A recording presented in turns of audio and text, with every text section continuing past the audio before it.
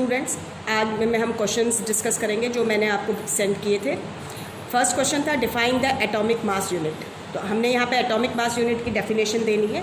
तो atomic mass unit is defined as exactly 1/12 the mass of one atom of carbon 12। आगे बात समझ में, हम इसका क्या आंसर लिखते हैं। Atomic mass unit is defined as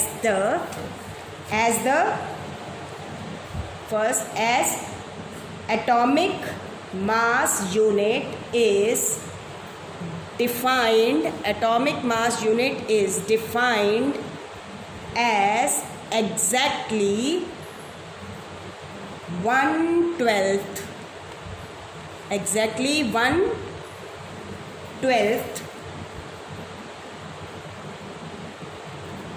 the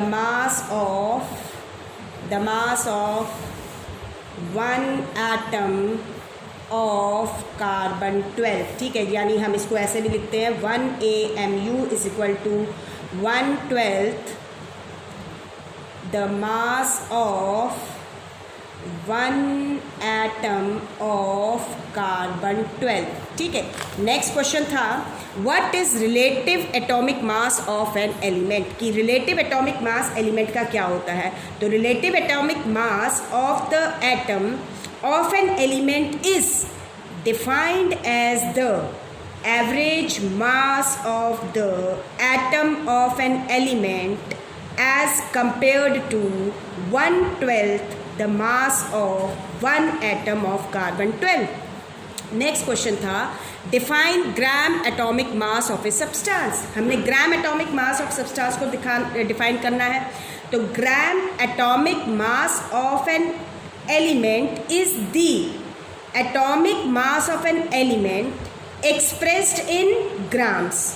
ठीक है, क्या the atomic mass of an element expressed in grams is called gram atomic mass. अब इसने यहाँ पर बी पार्ट में पूछा है what is the gram atomic mass of hydrogen and oxygen. Hydrogen और ऑक्सीजन का ग्राम एटॉमिक मास क्या है, हमें ये बताना है। तो इसमें हम क्या करेंगे, since gram atomic mass of relative atomic mass of hydrogen जो होता है वो होता है 1U। ठीक है, तो हमारा देयरफॉर ग्राम एटॉमिक मास जो होएगा ऑफ हाइड्रोजन, भाई एक एटम का जो रिलेटिव एटॉमिक मास है वो 1U है, और ग्राम एटॉमिक मास ऑफ हाइड्रोजन क्या हो जाएगा, क्या बताया था, न्यूमेरिकल वैल्यू तो वही रहती है लेकिन U की जगह हम क्या लिख देंगे, G। ठीक है, इसी तरीके से सिमिलरली हमारा क्या हो जाएगा, जो रिलेटिव एटॉमिक मास होता है किसका, ऑफ ऑक्सीजन, वो आपका क्या होता है 16U। तो हम क्या कहेंगे, therefore gram atomic mass of oxygen, जो ग्राम एटॉमिक मास है ऑक्सीजन का वो हो जाएगा 16। न्यूमेरिकल वैल्यू सेम रखेंगे, U की जगह क्या लगा देंगे, G। ठीक है, नेक्स्ट क्वेश्चन में उसने पूछा था कहा है the relative atomic mass of nitrogen is 14U। कि जो रिलेटिव एटॉमिक मास है नाइट्रोजन का वो कितना है, क्वेश्चन है fourth, calculate the number of gram atoms in 1 gram of magnesium. हमें number of gram atoms calculate करने थे इन 1 ग्राम ऑफ मैग्नीशियम में। तो इस क्वेश्चन में हमारा ये थर्ड, इस क्वेश्चन में हमें मैंने आपको फॉर्मूला बताया था कि नंबर ऑफ ग्राम एटम्स जो होते हैं जब हमने ये फाइंड आउट करने हैं तो we use the formula mass of element, ये ग्राम में हो जाएगा, अपॉन में gram atomic mass of element. आगे बात समझ में।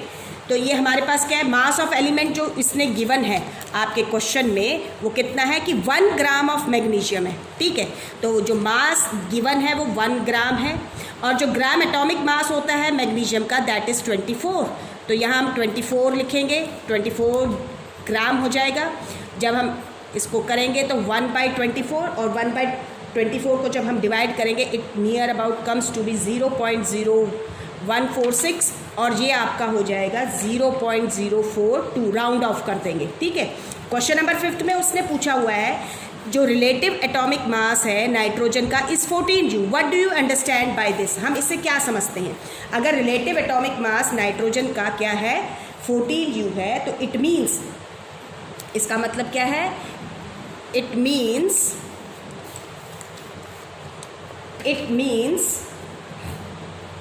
that one atom of nitrogen is 14 times heavier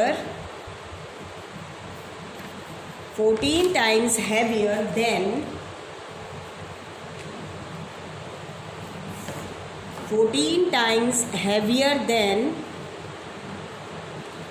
1/12 part of one atom of carbon 12. ठीक है, 6 क्वेश्चन था. Why is carbon 12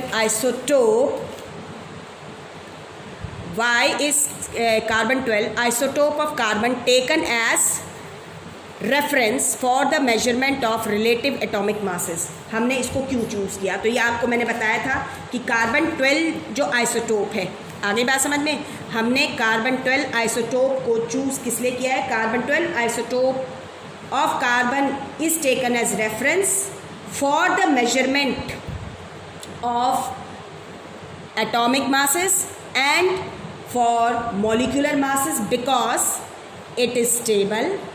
ये स्टेबल है. क्या है स्टेबल? आइसोटोप है. किसका? कार्बन का. Stable isotope of carbon and does not change. Time के साथ बहुत जल्दी चेंज नहीं होता है. Does not change with time and it's one atom, और इसका जो एक एटम है, one atom has exact 12U atomic mass. आ गई बात समझ में? 7th क्वेश्चन में पूछा गया था which element is represented by the atomic mass 32U. कौन सा एलिमेंट जो है उसको हम रिप्रेजेंट करते हैं 32U एटॉमिक मास से? तो ये आपका आंसर है, सल्फर एलिमेंट को हम रिप्रेजेंट करते हैं. सल्फर जो एलिमेंट है. आगे बात समझ में? फिर मैंने आपको क्वेश्चन भेजे थे What do you mean by molecular mass? आप molecular mass से क्या समझते हो? सब्सटेंस के. And how do we calculate it? हम इसको कैसे कैलकुलेट करते हैं? तो molecular mass of a substance is the mass of one molecule of that substance compared to the 1/12 the mass of an atom of carbon 12. I am repeating again. Molecular mass of a substance is the mass of one molecule of that substance compared to the 1/12 the mass of an atom of carbon 12.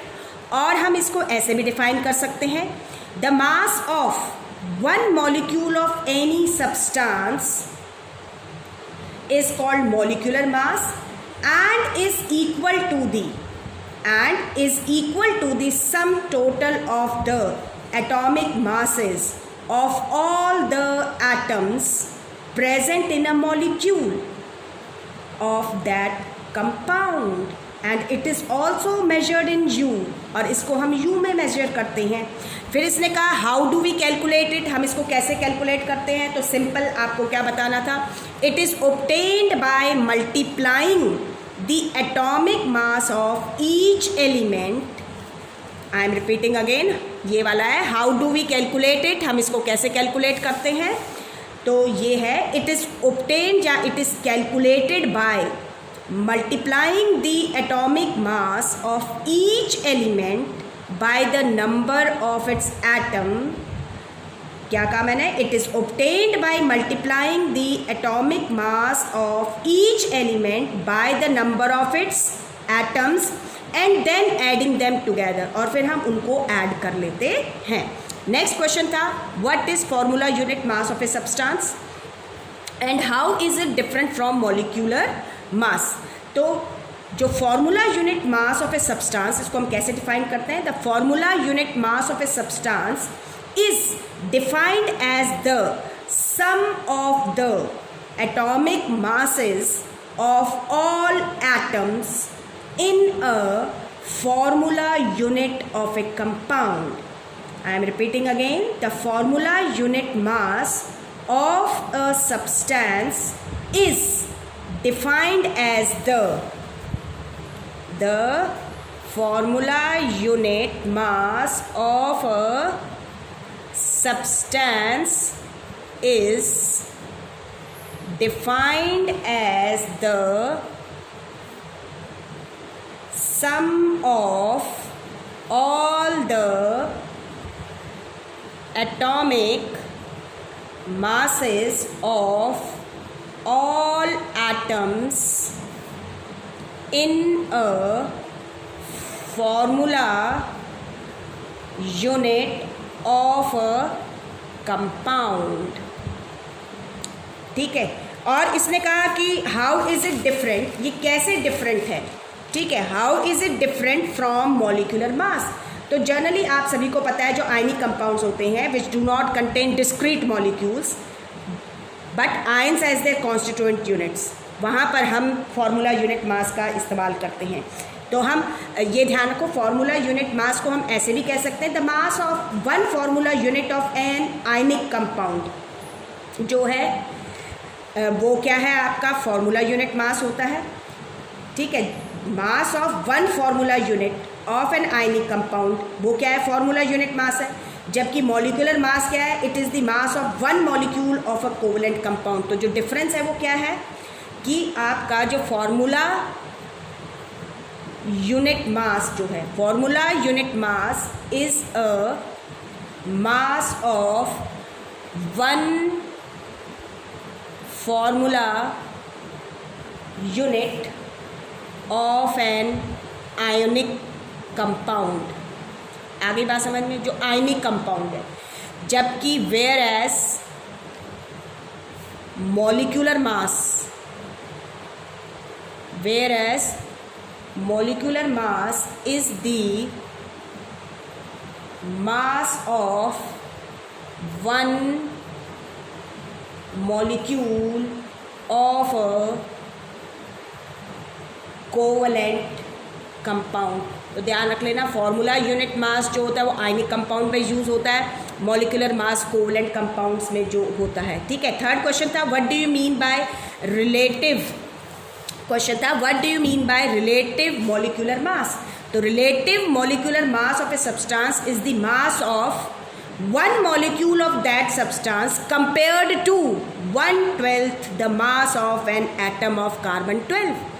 The relative molecular mass of a substance is the mass of one molecule of that substance compared to 1/12 the mass of an atom of carbon 12. Next question था differentiate between gram atomic mass.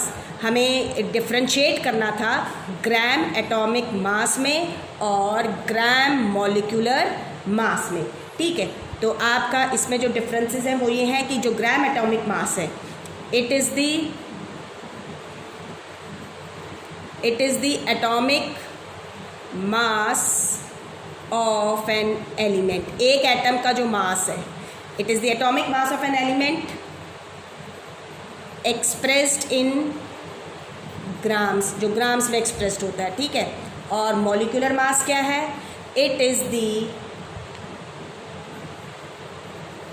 the molecule का, एक molecule का मास जो है, it is the molecular mass of a substance expressed in gram, जिसको हम grams में express करते हैं, वो ग्राम मॉलिक्यूलर मास, ये ग्राम एटॉमिक मास. ठीक है, जो आपका ग्राम एटॉमिक मास होता है वो क्या है, इट रिप्रेजेंट्स, हम कह सकते हैं it represents the mass of 1 gram atoms. ठीक है, और सॉरी ये भी 1 है आपका, फर्स्ट पॉइंट है इसका. और जो मॉलिक्यूलर मास होता है it represents the mass of 1 gram molecule. 1 gram molecule के मास को रिप्रेजेंट करता है.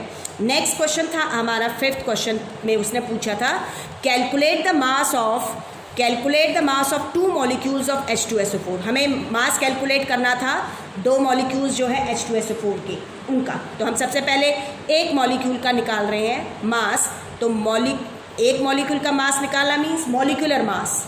तो molecular mass of H2SO4 is equal to क्या हो जाएगा, 2 इंटू एटॉमिक मास ऑफ, दो हाइड्रोजन के, इसलिए मैंने क्या लिखा, 2 into atomic mass of hydrogen plus 1 into atomic mass of sulphur, एक एटम है सल्फर का, ठीक है, प्लस में अब 4 एटम्स हैं ऑक्सीजन के, तो मैं लिख रही हूँ 4 multiply atomic mass of oxygen.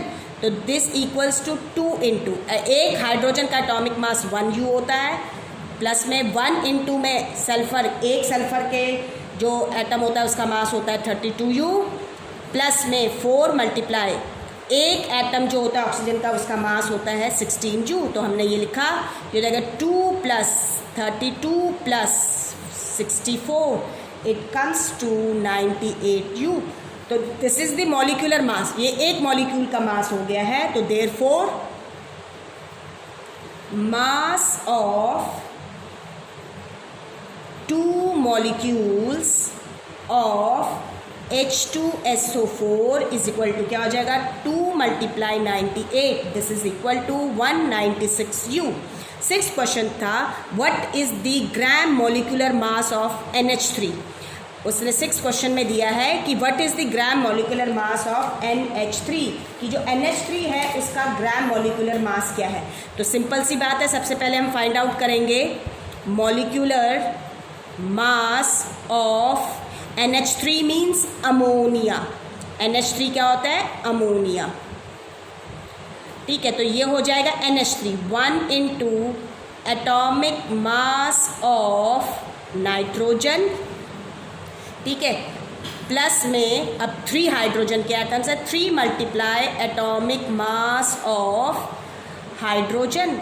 तो ये हो जाएगा 1 मल्टीप्लाई एक नाइट्रोजन के एटम का मास होता है 14 प्लस 3 इंटू अभी हाइड्रोजन का किया 1U, तो ये हो गया 14 plus 3, this is equal to 17U। और हमें फाइंड आउट क्या करना है, gram molecular mass of ammonia. तो therefore gram molecular mass of ammonia is equal to 17 लिखा, जो न्यूमेरिकल वैल्यू वही रहती है, यू की जगह क्या लिख देंगे, जी।